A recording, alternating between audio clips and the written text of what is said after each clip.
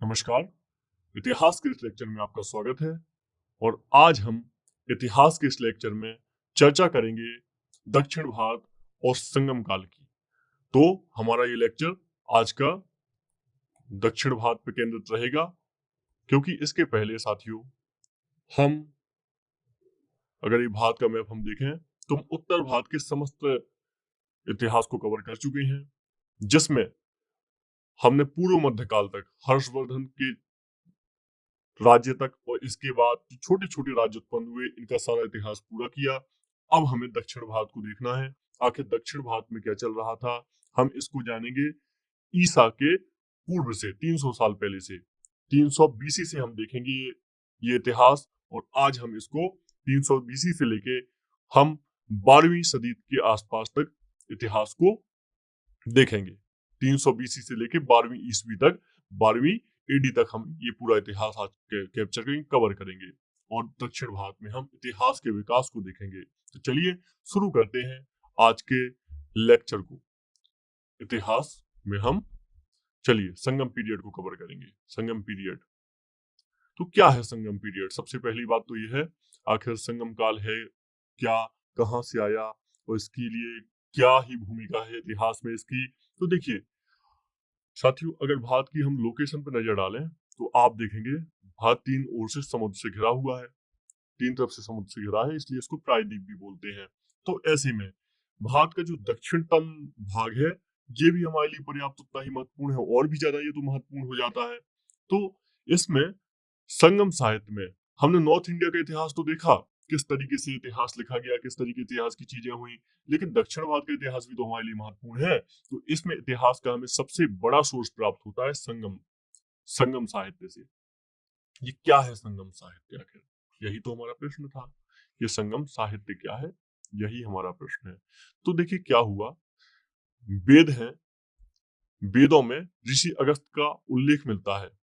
ऋषि अगस्त ऋषि अगस्त का उल्लेख मिलता है, और ऋषि अगस्त के बारे में लिखा होता है जब ये दक्षिण भारत जा रहे थे, मतलब वेदों में ही दक्षिण भारत का उल्लेख मिलता है, इसलिए इनके साथ हमारा सांस्कृतिक संबंध बहुत ज्यादा है दक्षिण भारत के साथ, उत्तर भारत का और दक्षिण भारत का। क्योंकि आप देखते हैं आमतौर पर राजनीति में बातें होती हैं, ऐसी बहुत सारी बातें होती हैं कि उत्तर भारत और दक्षिण भारत अलग अलग है, दोनों की भाषाएं अलग हैं, सब कुछ अलग है, लेकिन ऐसा नहीं है।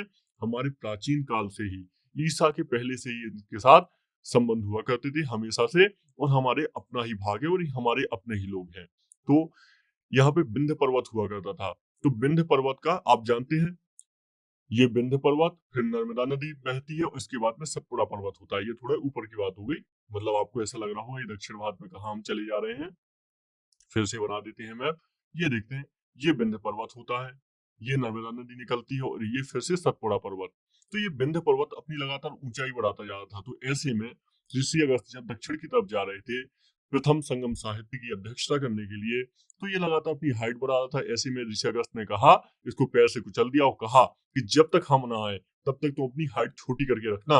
ऐसे में बिंद सारे टाइम इंतजार करता रहा कि ऋषि अगस्त वापस आएंगे और मैं अपनी हाइट वापस बढ़ा सकूं। तो लेकिन ऋषि अगस्त कभी आए ही नहीं, इसलिए बिंद पर्वत छोटा रह गया। आप जानते हैं इस बिंद पर्वत को वैसे भी अपशिष्ट पर्वत का उदाहरण माना जाता है, क्योंकि ये बहुत टूटा फूटा सा पर्वत है, बहुत प्राचीन है।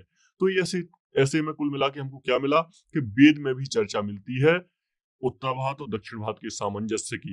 ये आपके लिए महत्वपूर्ण है यहाँ पे, ये जो हमारी चर्चा का विषय है।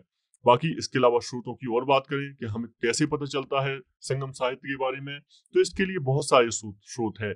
जैसे एक पेरिप्लस ऑफ द एरिथ्रियन सी नाम की एक किताब है, जिसके बारे में हम पहले ही बात कर चुके हैं।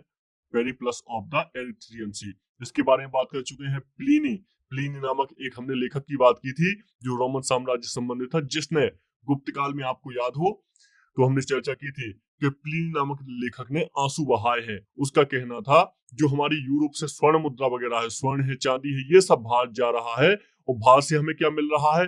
भारत से हमें लौंग इलायची मिल रही है, काली मिर्च मिल रही है, ये सब मिल रहा है। तो उसने कहा था हमारी जो वेल्थ है, संपत्ति है, ये पूरी छन छन कर इंडिया जा रही है, भारत जा रही है। तो इसने दुख जताया था, हमने प्लिनी के बारे में चर्चा की थी पहले। इसके अलावा टोलमी नाम के लेखक हुए जिन्होंने ज्योग्राफी नाम की पुस्तक लिखी है, और इसके अलावा और भी बहुत सारे स्रोत हैं जहां से हमें इनके बारे में जानकारी मिलती है संगम साहित्य के बारे में। ऐसा माना जाता है कि कुल मिला के 3 संगम साहित्य हुए थे। ऐसा माना जाता है कि कुल मिला के 3 संगम साहित्य हुए थे। ये प्रथम संगम साहित्य अगस्त की अध्यक्षता में हुआ था, ऋषि अगस्त की अध्यक्षता में। इसका कोई भी साक्ष्य नहीं बचा हुआ है, इसके सारे साक्ष्य खत्म हो चुके हैं। और ये कहाँ हुए थे, ये किसने करवाए थे? ये पांड्य राजाओं ने करवाए थे। याद रखिएगा, पांड्य राजाओं ने सारे संगम साहित्य करवाए हुए, संगम सम्मेलन करवाए हुए हैं। और ये कहाँ हुए हैं? मदुरई में हुए हैं। तमिलनाडु में आप देखेंगे तो पांड्य राजाओं की राजधानी हुआ करती थी मदुरई। तो प्रथम अगस्त ऋषि की अध्यक्षता में हुआ। दूसरा सम्मेलन किसकी अध्यक्षता में हुआ? दूसरा भी अगस्त ऋषि की अध्यक्षता में हुआ। और तीसरा सम्मेलन जो हुआ, इस सम्मेलन के हमें बहुत सारे साक्ष्य मिलते हैं, बहुत सारी चीजें पता चलती हैं। तो इसका नाम था नक्कीकर। इसका नाम था नक्कीरर। इसका नाम था नक्कीरर। इसकी अध्यक्षता में हुआ है। ये सारे मदुरई में हुए हैं, मदुरई शहर में। याद रखिएगा इस बात को। तो कुल मिला के ऐसे 3 संगम साहित्य हुए हैं जो काफी महत्वपूर्ण है भारत में दक्षिण भारत के इतिहास की दृष्टि से। तो चलिए याद रखिएगा। और 3 संगम आयोजित हुए पांड्य राजाओं के संरक्षण में। ये भी हमारे लिए बात महत्वपूर्ण, एग्जाम में सीधे यहाँ से प्रश्न बनते हैं। ठीक है, चलिए आगे बात करते हैं। कुछ संगम साहित्य के कुछ ग्रंथों की अगर हम बात करें, संगम साहित्य में जो आपके जहां से क्वेश्चन बनते हैं, साहित्य से क्वेश्चन बनते हैं, संगम साहित्य। ठीक है, तो इसमें चोल चेर पांड्य राजाओं का उल्लेख मिलता है। चोल चेर पांड्य राजाओं को उल्लेख मिलता है, इसमें पल्लव राजाओं को उल्लेख नहीं मिलता है। याद रखिएगा, क्योंकि बहुत सारे लोग कंफ्यूज रहते हैं कि पल्लव राजा को भी उल्लेख मिलना चाहिए, नहीं मिलता। क्यों? क्योंकि पल्लव राजा बाद में आए हुए हैं। ये चोल चेर पांड्य बहुत प्राचीन समय से वहां पे रहते थे, वहां पे राज्य करते थे। हालांकि आप देखेंगे कि चोल वंश के बारे में आप जब पढ़ेंगे ना, तो आपको पता चलेगा चोल वंश तो बहुत पहले से था, फिर पता नहीं कहाँ बीच में गायब हो गया, और बीच में पल्लव कैसे आ गए। तो चोल पहले राजा बने थे, लेकिन फिर इनकी स्थिति कमतर हो गई। फिर इन्होंने पल्लवों के सामंत के रूप में कार्य किया, और आखिरकार फिर से आप देखेंगे बाद में जब राजराज प्रथम की हम बात करेंगे, राजेंद्र प्रथम की बात करेंगे, तब देखेंगे कि फिर से चोल एक अपनी पूरी शक्ति धारण करते हैं और पूरा अपना उग्र रूप धारण करते हैं। तो इसके बारे में हम बाद में बात करेंगे, खैर छोड़िए। तो चोल चेर पांड्य का जिक्र हुआ है संगम साहित्य में, याद रखिएगा।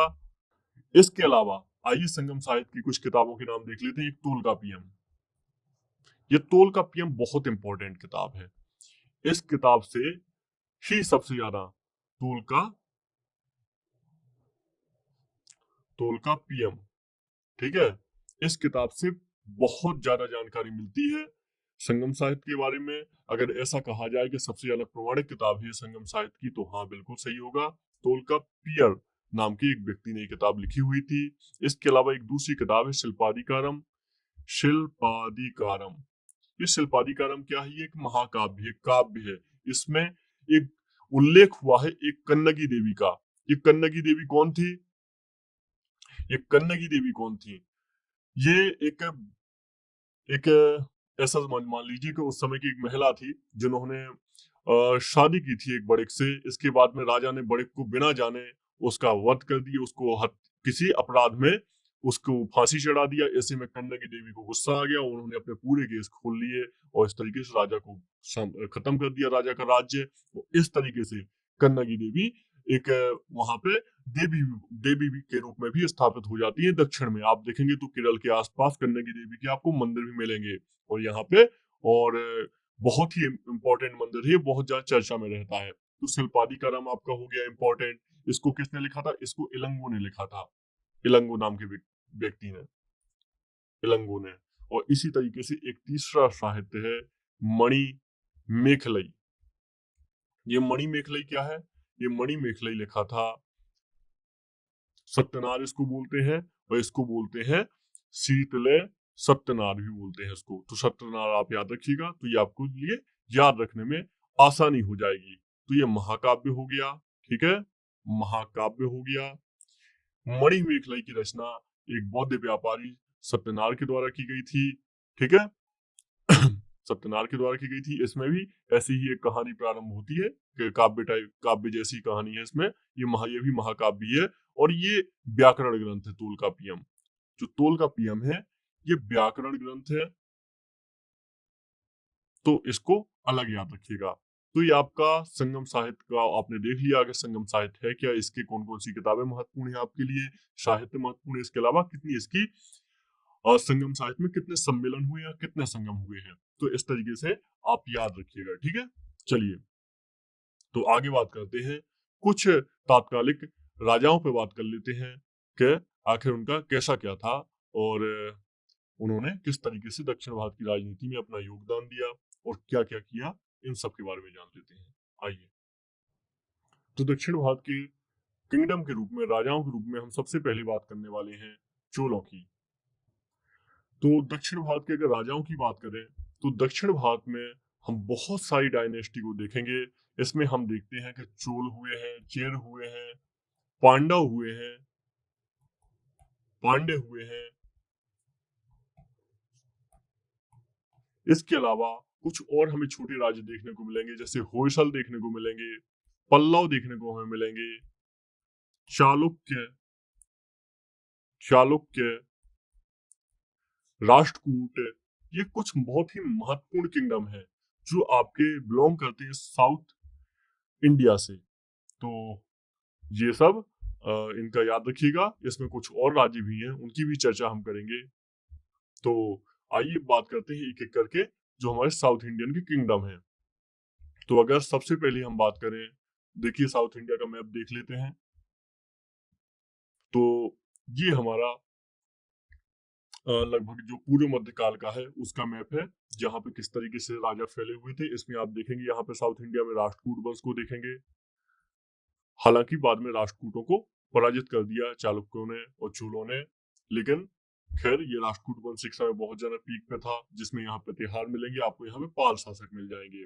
इसके बाद ये देखेंगे आप, यहाँ पे चोल हुआ करते थे जिनकी राजधानी थी तंजौर हुआ करती थी, तंजौर, तंजौर हुआ करती थी। यहाँ पे आपको नीचे पांडे मिल जाएंगे और यहाँ देखेंगे आप मदुरई, इनकी भी राजधानी हुआ करती थी पांडे शासकों की, मदुरई,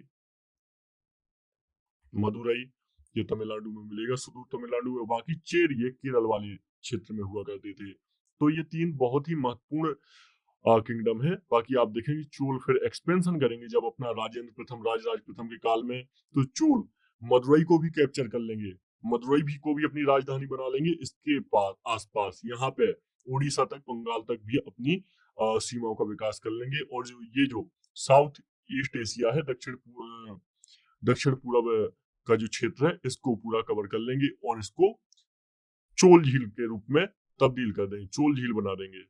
तो आगे चल के हम इसका इनका एक्सपेंशन देखेंगे। बस आप ये जान लीजिए मैप में कि आखिर ये राज्य कहाँ हुआ करते थे। चोल यहाँ पे हुआ करते थे, चेर इस तरफ केरल में हुआ करते थे, पांड हुआ करते थे सुदूर दक्षिण में कन्याकुमारी के आसपास।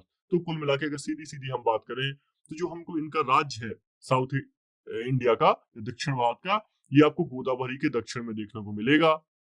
गोदावरी के दक्षिण में और तुंगभद्रा के दक्षिण में आपको जो मेजर एम्पायर है ये देखने को मिलेंगे यहाँ पे। तो चलिए आइए बात करते हैं हम साउथ इंडियन डायनेस्टी में। पहली बात करते हैं चोल डायनेस्टी की।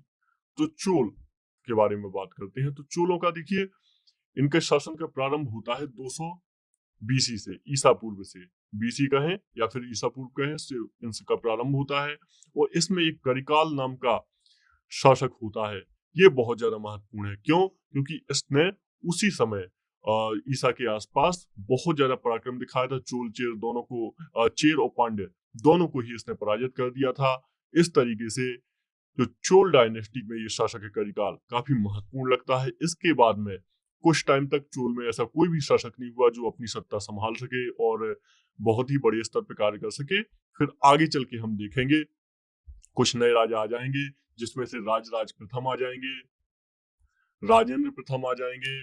और ये सब मिलके आप देखेंगे जो पूरा दक्षिण भारत है, जिसमें से इनका तंजौर था, इसको मदुरई में और ये श्रीलंका तक को कैप्चर कर लेंगे। और यहाँ देखेंगे आप पूरा लगभग दक्षिण भारत इनके कंट्रोल में होगा, बंगाल तक, और साथ में साउथ ईस्ट एशिया भी। राजराज प्रथम, राजेंद्र प्रथम, ये दोनों बहुत ही महत्वपूर्ण शासक है। राजराज प्रथम का ही बेटा हुआ करता राजेंद्र प्रथम। इन्होंने एक मंदिर का निर्माण भी करवाया राजराज प्रथम ने। इस मंदिर का नाम है बृहदेश्वर मंदिर, बृहदेश्वर मंदिर, क्योंकि आप देख रहे हैं जब दक्षिण भारत में ये राज्य का विस्तार हो रहा था, तो ऐसे में वहां पे आर्किटेक्चर, जो मंदिर की शैली है, इसका भी लगातार निर्माण हो रहा था। मंदिर शैली को बेहतर तरीके से देखना है तो हम देखेंगे जब एक करिकाल से लेके ये जो दूसरा चोल काल है, दूसरा चोल का टाइम है, जो पूर्व मध्यकाल में आता है, इसके बीच में आप देखेंगे आप पल्लव डायनेस्टी को पाएंगे। इसके बीच में आप पल्लवों को पाएंगे, पल्लव डायनेस्टी। इनके अंडर में महेंद्र वर्मन शैली, नरसिंह वर्मन शैली और शूर मंदिर जो हो गए, तटीय मंदिर हैं जो, तो इन सब का विकास महाबलीपुरम में, इन सब का विकास होगा और ये आर्किटेक्चर में बहुत ही ज्यादा खास योगदान देंगे। जो शिल्प कला होती है उसमें बहुत अच्छा योगदान देंगे। आगे चल के मंदिर विकसित होते जाएंगे, वो आप देखेंगे, आगे देखेंगे द्रविड़ शैली के मंदिर विकसित हो जाते हैं। द्रविड़ शैली पूरी तरह विकसित हो जाती है आपकी 12वीं-13वीं सदी तक, और यहाँ पे उत्तर भारत में नागर शैली विकसित हो जाती है। तो ये आपके इस तरीके से चोल डायनेस्टी के बारे में हमने एक बात की। इसमें आपके लिए एक और बहुत ज्यादा महत्वपूर्ण चीज है, इनकी ग्राम संरचना, क्योंकि ग्राम संरचना से इनके प्रश्न बनते हैं। क्योंकि जो चोलों के ग्राम हुआ करते थे, बहुत स्वायत्त ग्राम हुआ करते थे। उत्तर मेरूर अभिलेख है, एक उत्तर मेरूर अभिलेख है, इससे हमें जानकारी मिलती है कि चोल काल के ग्राम और जो ग्राम सभा हुआ करती थी, ये काफी स्वायत्त हुआ करती थी। काफी स्वायत्त हुआ करती थी ग्राम सभा इनकी।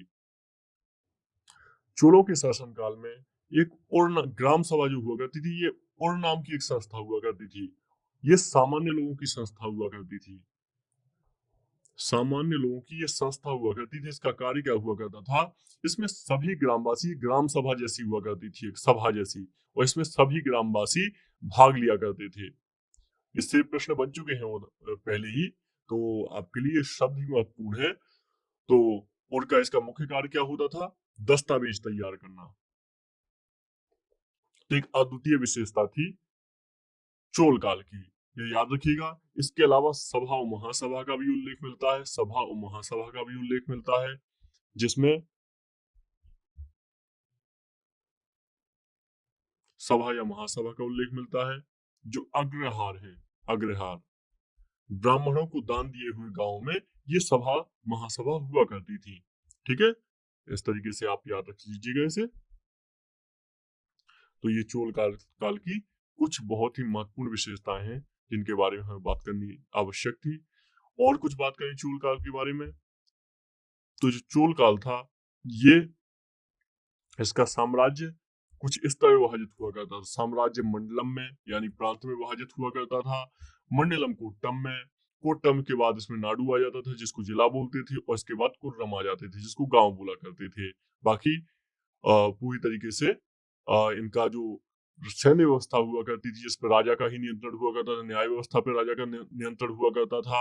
इसके अलावा इसमें जो भूमि कर जो है, ये माप के आधार पर निर्धारित होता था। मतलब भूमि की माप की जाती थी जिसके आधार पे कर निर्धारित हुआ करता था। इसमें से राजस्व कर को आयम कहा जाता था।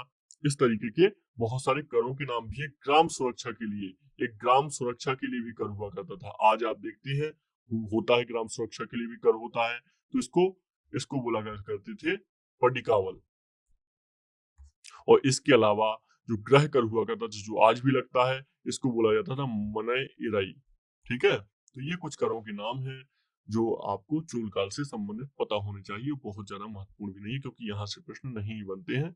आपको बस ये देखना है इसका कि इन्होंने किस तरीके से शासन किया चोलों ने, और किस तरीके से पूरे राजनीतिक पूरे भूभाग को जीत लिया। पहले इन्होंने पांड्य चीरों को पराजित किया पूरी तरीके से, फिर इसके बाद श्रीलंका को भी पराजित किया। अनुराधापुरम इसकी राजधानी हुआ करती थी, यहाँ पे पराजित किया। इसके अलावा जो शैलेंद्र साम्राज्य यहाँ पे हुआ करता था, शैलेंद्र साम्राज्य, तो इनको भी पराजित किया। और इनको इसलिए पराजित किया क्योंकि यह चाहते थे चोल कि ये जो चीन के लिए व्यापार जाता है, इस पे भारत का एक अधिकार हो जाए और हमारा एक अधिकार हो जाए, चोलों का एक अधिकार हो जाए। इसलिए शैलेंद्र साम्राज्य को भी इन्होंने पराजित किया, राजेंद्र प्रथम ने खास तौर से। चलिए आगे बात करते हैं दूसरे राज्य पर, चेर डायनेस्टी के बारे में हम बात करते हैं। तो साथियों, चेर डायनेस्टी का सबसे ज्यादा चेर साम्राज्य है, चेर राज्य है, इसका हमें सबसे ज्यादा उल्लेख मिलता है संगम साम्राज्य, संगम साहित्य में।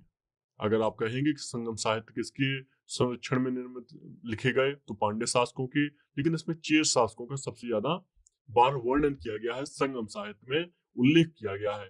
तो ये कहाँ पे हुआ करता था चेरों का एम्पायर? इनका हुआ करता था केरल में।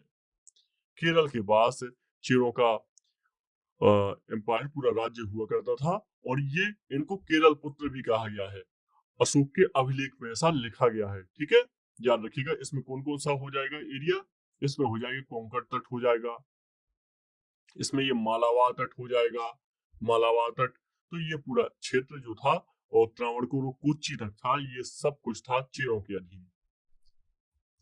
तो ये इनका राज्य बिल्कुल अलग हुआ करता था, कि पहाड़ी में हुआ करता, जैसा कि आपकी राज्य लोकेशन देख ही रहे हो, वही इनकी लोकेशन हुआ करती थी।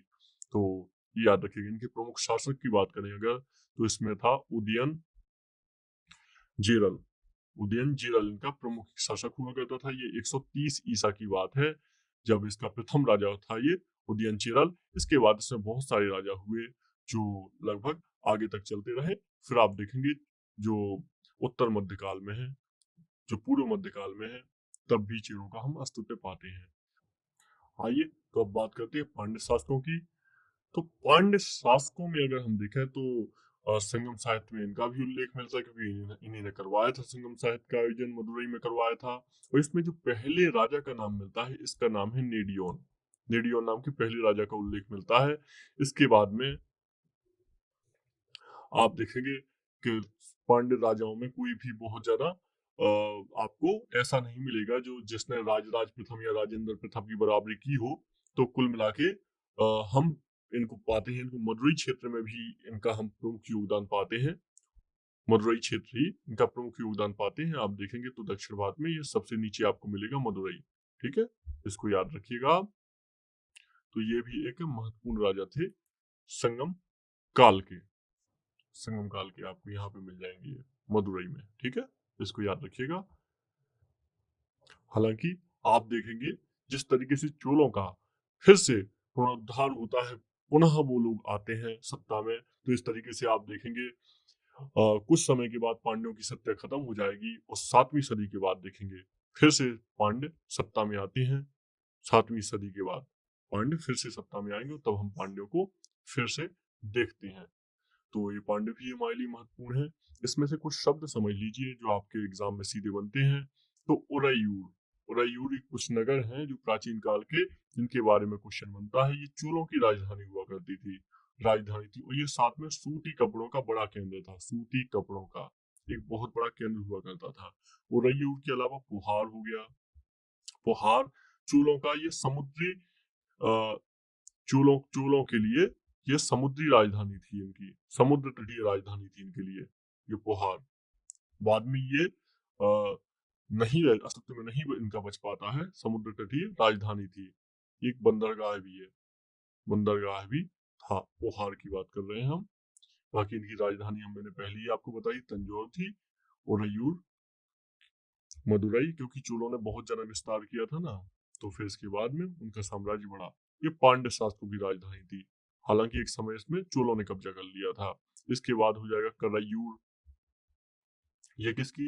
ये चेरों की राजधानी हुआ करती थी, चेर शासकों की राजधानी थी। और इसके अलावा मुशरी, मुशरी नाम का एक शब्द महत्वपूर्ण है आपके लिए। मुशरी या मुजरिस इसको बोला जाता है। ये चेरकालीन बंदरगाह था, चेरकालीन बंदरगाह था। ये कुछ शब्द चलते हैं तो इनका याद रखिएगा बेसिक के लिए। चलिए आगे बढ़ते हैं और देखते हैं हम। तो इसमें देखते हैं कुछ और डायनेस्टी के बारे में जो आपके संबंधित है दक्षिण भारत से। इसमें एक संबंधित है कदम्ब डायनेस्टी, कदम्ब वंश। ये क्या है? ये दक्षिण भारत का एक महत्वपूर्ण वंश है। 345 से 525 ईसा तक ये वंश रहा है। तो ये कर्नाटक राज्य में इनका वंश हुआ करता था। कहाँ हुआ करता था? कर्नाटक में, कदम्ब वंश। चलिए आगे बात करते हैं, गंग वंश के बारे में बात करते हैं। ये भी आपके दक्षिण भारत के ही एक राज्य है, और इनका 350 से 550, 350 से 550 से ईसा के आसपास ये हुए हैं। और इनका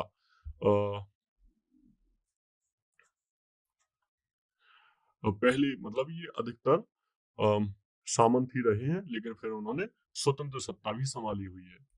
स्वतंत्र सत्ता भी इन्होंने शुरुआत की है और स्वतंत्र सत्ता की भी इन्होंने स्थापना की है। याद रखिए इनके बारे में, गंग वंश के बारे में। ठीक है, चलिए आप अगर मैप के बारे में अगर आपसे फिर से बात करें कि आखिर ये कहाँ थी ये लोकेशन, तो ऐसे देख लीजिए इनकी लोकेशन यहाँ के आसपास आपको मिलेगी गंग वंश की। यहाँ पे चीर की मिल जाएगी, ये चोल का इलाका मिल जाएगा, ये पांड्य का इलाका हो गया। तो हमेशा हालांकि ये होता रहता था कि एक राजा, किसी राजा के द्वारा जो ज्यादा शक्तिशाली हो गया, उसको दूसरे एरिया में कब्जा कर लिया जाता था। इनके द्वारा ईस्ट एरिया में, इनके द्वारा इस एरिया में कब्जा कर लिया जाता। तो ये बदलता रहता था मैप, लेकिन आपको एक बेसिक समझ के लिए बता रहा हूँ मैं। They emerge from the area following the fall of Satavahana empire. ठीक है, अच्छी बात। सातवाहन एम्पायर के खत्म होने के बाद ये सातवाहन हमने पढ़ा था शुरुआत में कि किस तरीके से मौर्य एम्पायर खत्म होने के बाद जो आंध्र प्रदेश होता है, महाराष्ट्र का क्षेत्र होता है, उसमें सातवाहन एम्पायर की शुरुआत होती है। गौतमीपुत्र सतकर्णी का नाम पड़ा था। तो उसी एम्पायर के खत्म होने के बाद ऐसा तो था ही ना, जैसे उदाहरण के तौर पे अगर इसको देखो, समझे, थोड़ा सा कॉन्सेप्ट समझे। यहाँ पे मौर्य एम्पायर था, ये मौर्य एम्पायर पूरे में ही था खैर। फिर इसके बाद खत्म हो गया मौर्य एम्पायर, चलिए कोई ना। फिर इसके बाद में मौर्य एम्पायर के बाद शुंग आए। तो शुंग आए तो शुंग का तो शासन इतना था ना। इसके बाद सातवाहन का शासन यहाँ पे हुआ करता था। तो सातवाहन के खत्म होने के बाद जो आपका 350 के आसपास ही खत्म हो गया, तो ऐसे में नए एम्पायर का तो आना ही था। तो नए एम्पायरों में आपके बहुत सारे एम्पायर थे, गंग वंश में उनमें से एक संबंधित था। चलिए होयसल के बारे में बात कर लेते हैं। इनका कर्नाटक के आसपास में इनका क्षेत्र हुआ करता था और ये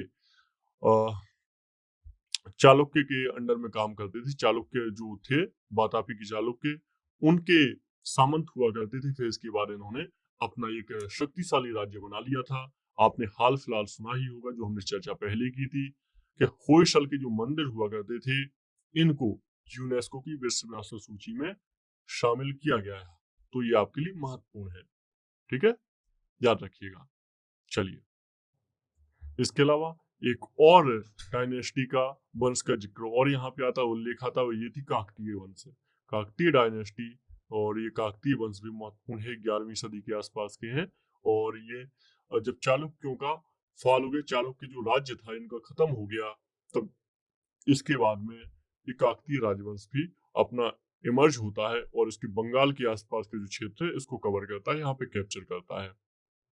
तो कुल मिला के हमने क्या समझा, हमने ये समझा कि जो भारत था, यहाँ पे पहले बहुत सारे एम्पायर हुए, खत्म एम्पायर होते गए, जिसमें सातवाहन एम्पायर खत्म होने के बाद, इसके बाद चालुक्यों का खत्म होने के बाद यहाँ पे नए वंश आते गए। और किस तरीके से जो चोल थे, जो चेर थे और पांड्य थे, जब ये खत्म हो गए तो फिर नए एम्पायर आ जाते हैं, नए वंश आ जाते हैं। आगे चल के आप विजयनगर को देखेंगे और भी नए राज्यों को उदय होते हुए देखेंगे। बड़े साम्राज्य से छोटे छोटे साम्राज्य विभाजित होते हुए देखेंगे। हमने उत्तर भारत में पहले ही देख चुके हैं, जब हर्ष का साम्राज्य विभाजित हुआ था तब कैसे राजपूत साम्राज्य छोटे छोटे आ गए थे, जिसमें परमार था, मालवा के परमार थे, बुंदेलखंड के चंदेल थे, दिल्ली के अजमेर के चहमान थे। तो हमने इन सबको देखा था, ऐसे ही हमने इनको भी देखा हुआ है। तो चलिए, ये हमारा यहाँ तक हमने संगम काल और दक्षिण भारत के राजाओं पर एक नजर दी। दक्षिण भारत और संगम काल पर हमने एक नजर रखी, हमने इस पर थोड़ी सी चर्चा की हमने। अब हम आगे बात करेंगे दिल्ली सल्तनत पर, और दिल्ली सल्तनत के हम कंप्लीट इतिहास को, पूरे इतिहास को कवर करेंगे। चलिए, नमस्कार।